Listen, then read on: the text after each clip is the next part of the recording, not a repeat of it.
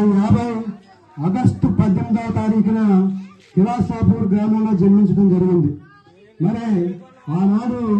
గౌడ కులంలో పుట్టి మరి చిన్నప్పుడే తండ్రి చనిపోవడం, మరి తల్లి సహకారంతో మరి గౌడ వృత్తిని సహకరించి కళ్ళు అమ్ముకునే ఒక జీవనం సాగిస్తూ ఉంటారు.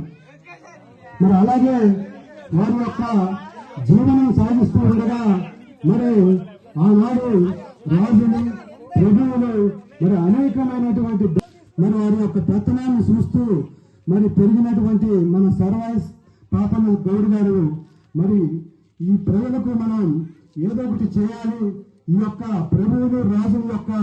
అహంకారాన్ని ఈ యొక్క పేద బడుగు బలహీన వర్గాల మీద మరి అనేకంగా అనగదొక్కుతున్నారని చెప్పేసి మరి వారి యొక్క అరాచకాలను అనగదొక్కటానికి మరి ఒక కంకణం కట్టుకుని ఒకరోజు మరి పాపన్న గౌడు కన్ను గీసి మరి తాటి చెట్టు దగ్గరికి వచ్చిన తర్వాత మరి వారి యొక్క సైనికులు శిస్తులు వసూలు చేయడానికి వచ్చారు. శిస్తులు వసూలు చేస్తూ మరి రోజు వచ్చి అనేక ఇబ్బందిగా పెట్టి ఊరికనే డబ్బులు ఇవ్వకుండా మరి ఫ్రీగా కళ్ళు తాగి